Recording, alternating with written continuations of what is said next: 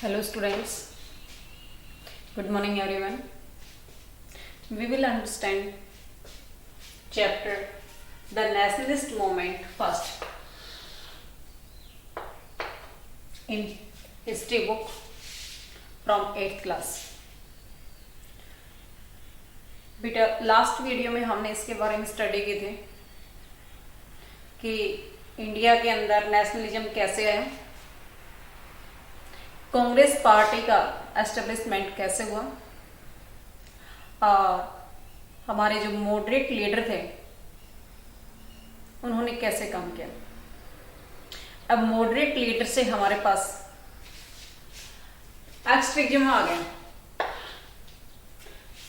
Extremism क्या होता है? It means aggressive role. पहले हमने पढ़ा था जो मॉडरेट लीडर थे, they demanded to British East India Company with petition, but extremist did not believe the petition. They demanded to British East India Company with a forcefully. अब यहाँ पे हमारे पास जो एक्सट्रीमिज्म आया था उसमें एग्रेसिव रोल था। वहां पे 3 लीडर हमारे पास फेमस हैं। उन 3 का नाम है लाल, बाल और पाल। लाल Lala Lajpat Rai,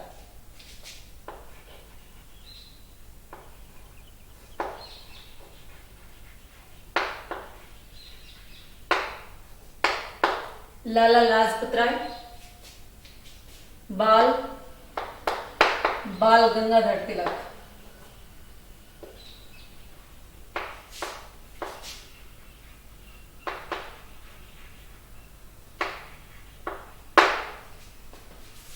and Pal Bipin Chandra Pal.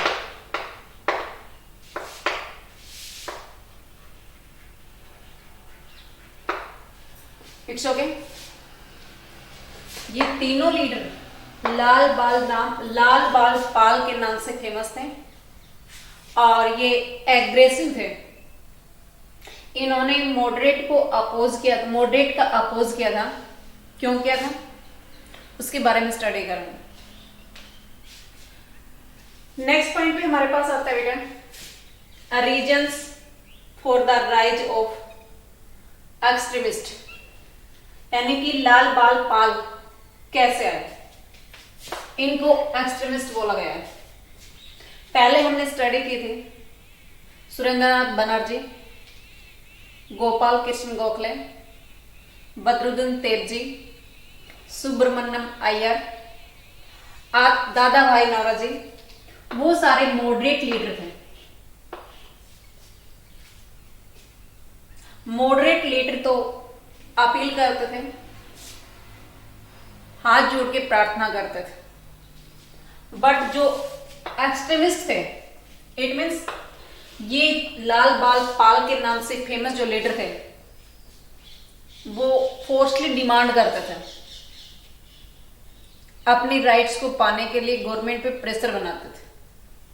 Okay, अब यहां पे ये इसका राइज कैसे हुआ वो हम स्टडी करेंगे। Failure of the achieves of moderate, moderate जो डिमांड कर रहे थे वो डिमांड उनकी फेल हो गई। उनका टारगेट था वो फेल हो गए। टारगेट था कि एडमिनिस्ट्रेशन सिस्टम में उनका पार्टीशन हो और वो ब्रिटिश ईस्ट इंडिया कंपनी ने इसको इग्नोर कर दिया। तो उनका जो मोटो था, उनका जो एम था, उनकी जो अचीव थी उसमें वो फेल हो गए। कौन? मॉडरेट। अब मॉडरेट के साथ ही काम करने वाले एक्सट्रीमिस्ट थे, वो समझ गए थे, अच्छे से जान गए थे that's British East India company did not support on any purpose any way. अब ये बात इनकी जब समझ में आ गई तो ये जो एक्सट्रीमिस्ट है ये एग्रेसिव हो गए, ये इन्होंने विपन्स को यूज करना शुरू कर दिया। नेक्स्ट पॉइंट पे हम स्टडी करेंगे इसी में कि और कौन से पॉइंट थे, कौन से रीजन थे जिससे हमारे पास लोग मॉडरेट से एक्सट्रीमिस्ट बन गए। नेक्स्ट पॉइंट हमारे पास है बेटा सेवरल इवेंट्स। ये इवेंट्स क्या हुए? First, victory Ethiopia over Italy.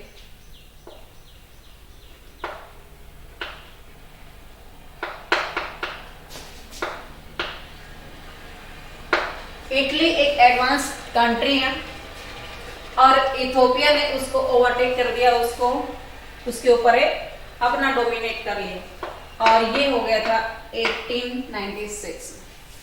इससे हमारे इंडियंस लोगों को इंस्पिरेशन मिली। सेकंड इवेंट्स क्या होते हैं? Victory Japan over the Russia. Russia जो वर्ल्ड की सबसे बड़ी कंट्री है, उस इतनी बड़ी कंट्री के ऊपर जापान ने डोमिनेट किया 1905। उससे हमारे इंडियंस को इंस्पिरेशन मिली कि एक छोटी सी कंट्री, जापान आप मैप में देखेंगे तो बहुत छोटी सी कंट्री है, एक आइलैंड की तरह से। तो यहां पे नेक्स्ट पॉइंट तुर्की, चाइना,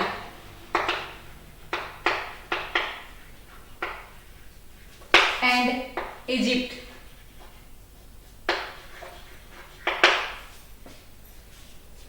इन कंट्री में भी रिवॉल्यूशनरी मूवमेंट स्टार्ट हो रहा था। उन सभी की इंस्पिरेशन लेकर के Indians public it means extremist started new movement with A weapons against the British East India company.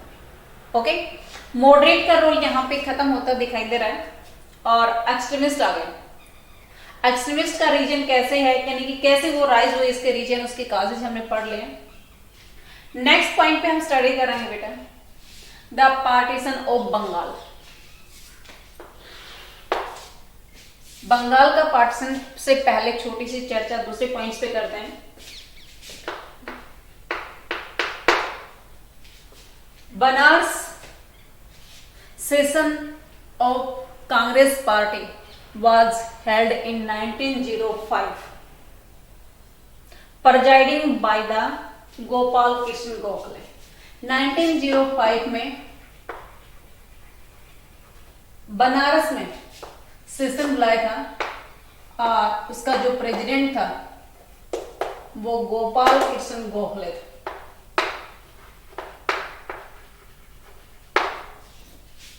Okay, इसके अंदर हमारे इंडियंस लोगों ने एडमिनिस्ट्रेशन में पार्टिसिपेशन देने के लिए गवर्नमेंट के सामने पिटीशन की थी, पिटीशन डाली थी, इट मीन से अपील की थी। But British East India Company ने क्या दिया उसके बारे में चर्चा करेंगे। British East India Company started the partition of a Bengal. Bengal का विभाजन करना शुरू कर दिया। British East India Company thought that Bengal is the big provinces, they have many problem for administration purpose, so it is compulsory and Bengal was divided into two part।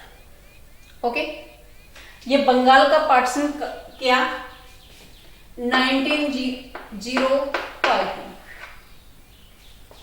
Lord Curzon ने।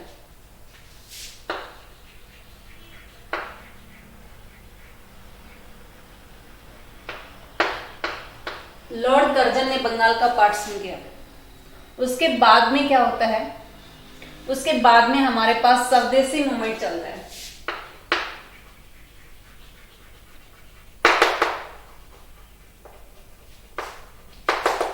1905 में हमारे India में स्वदेशी movement start हुआ and Indian public boycotted the British court.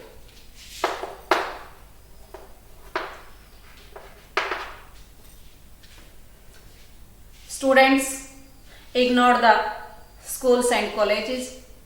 Judges boycotted to court and other administrations person refused their post. इन सभी ने अपने अपने ढंग से ब्रिटिश ईस्ट इंडिया कंपनी को अपोज किया। बच्चों ने स्कूलों में कॉलेजेस में जाना बंद कर दिया। जज ने कोर्ट को बाइकआउट किया।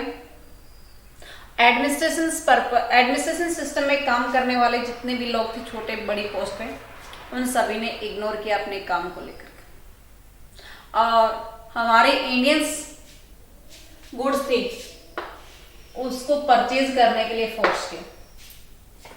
तो वो स्वदेशी मूवमेंट है, यानी कि अपने देश की जो प्रोडक्टिविटी होती है, अपने देश की जो प्रोडक्शन है उसको अपनी मार्केट में कंज्यूम करना, यानी कि अपने देश की बनी हुई वस्तुओं को ही परचेज करना स्वदेशी मूवमेंट कहलाता है।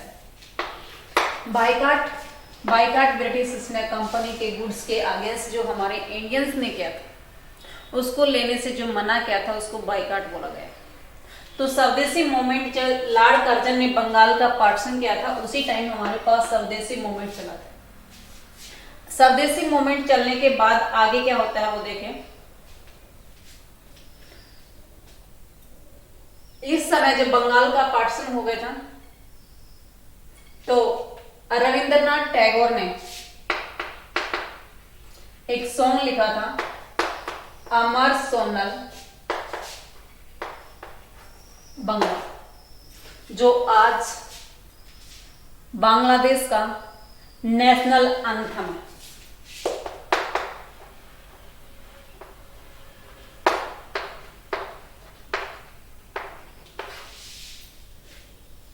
ओके, जब ये पार्टीशन हुआ था तो उस टाइम पे एक वेस्ट बंगाल बना, एक ईस्ट बंगाल बना।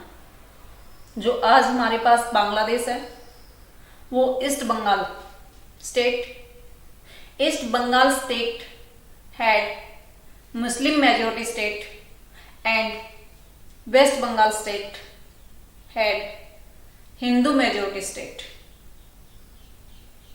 उसमें मुसलमान थे, उनका केवल और केवल एक ही मोटो था कि उनके अंदर डिवाइड करने के बाद, उनको हिंदू और मुसलमानों को आपस में डिवाइड करने के बाद अपना रूल्स को स्ट्रांग बनाना, अपनी ताकत को मजबूत करना। अगर हिंदू और मुस्लिम उस टाइम पे एक ही बंगाल स्टेट में रहते हैं, उनका एडमिनिस्ट्रेशन एक जैसा रहता, उनकी प्रॉब्लम्स कॉमन रहते, तो वो कभी भी एक दूसरे को इन्फीरियर फील नहीं करवाते। ना ही उसमें कोई सुपीरियर रहता, ना ही कोई उसमें इन्फीरियर रहता। और वहां से ही इन्होंने बीज बो दिए थे हिंदू और मुसलमानों को पार्टीशन करने के लिए, हिंदू और मुसलमानों को डिवाइड करने के लिए। उनकी पॉलिसी वहां पे काम आई, फूट डालो राज करो के। मुसलमानों और हिंदुओं को कभी उन्होंने मिलने नहीं दिया। उसका टारगेट था ये कि ये आपस में भाई भाई हमेशा स्ट्रगल करते रहेंगे, उलझते रहेंगे और हम यहाँ पे राज करते रहेंगे। इसी टारगेट को लेकर के उसने बंगाल का पार्टीशन किया। बंगाल का पार्टीशन करने के बाद आगे फिर मीटिंग बुलाई जाती है, कांग्रेस का भी डिवीजन हो जाता है। अब हम इसमें स्टडी करेंगे split in the Congress. Congress का विभाजन कैसे हुआ? कोलकाता में 1906 1906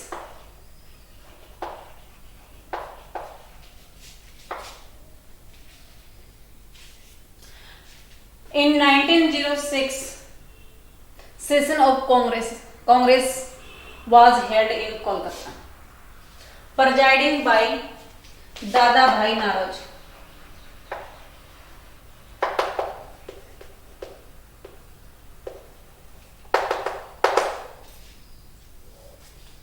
और उस टाइम पे हमारे पास हमारा फ्लैग अनफॉल किया गया,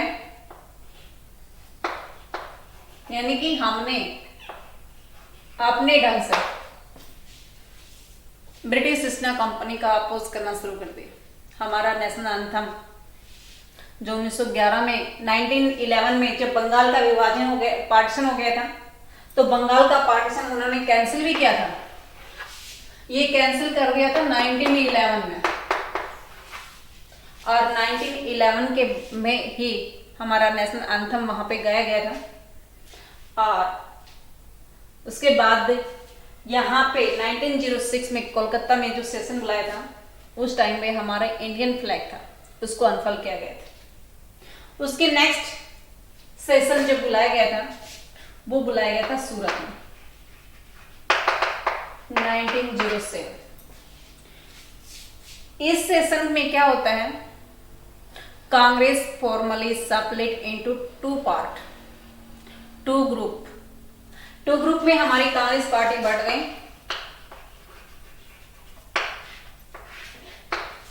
फर्स्ट मॉडरेट, क्योंकि जब हमारे पास ये सेशन बुलाया जा रहा था 1905 का 1906 का, उस टाइम पे हमारे जो एक्सट्रीमिस्ट हैं, इनका जो मेथड था अपने टारगेट्स को, अपने अचीवमेंट को लेने का, उस मेथड का हमारी कांग्रेस पार्टी के जो मॉडरेट लीडर थे वो उसको अपोज कर रहे थे। इसलिए इन दोनों की जो थ्योरी थी, किसकी, मॉडरेट एंड एक्सट्रीमिस्ट की,